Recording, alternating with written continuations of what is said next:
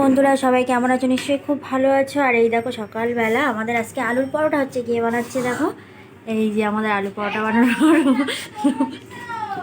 কোনোদিন ঘরে আসে না, আজকে কি মনে হয়েছে আলুর পরোটা বানিয়ে আমাদের খাওয়াবে, ওই জন্য আলুর পরোটা বানাচ্ছে।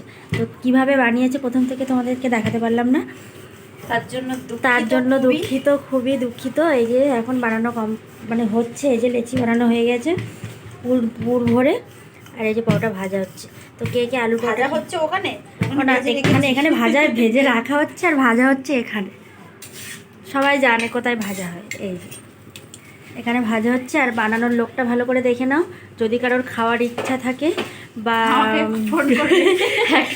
যাবো রান্না করে বানাতে, ফোন নাম্বার দিয়ে দেবো, ফোন করবে। যদি ভালো লেগে থাকে, সবাই এক্ষুনি নাম্বার চাই। যদি ভালো লেগে থাকে আমাদের পরোটা, তাহলে অবশ্যই কমেন্টে জানিও। পরোটা দাঁড়া। আর এ দেখো ঘুম থেকে উঠে বোন দেখো বাইরে ঝগড়ুটের মতন মাথায় গামছা বেঁধে ঝগড়া করছে সবার সঙ্গে। এ বেশি তেল হয়ে যাচ্ছে না বাবা, পুরো রান্নাঘর ধোঁয়া ধোঁয়া করে ফেলেছে। তো বন্ধুরা, আজকের ব্লগটা এই পর্যন্তই। ভালো লাগলে কমেন্ট করো, আর কে কে আলু পরোটা খেতে ভালোবাসো কমেন্ট করো। ওকে, বাই।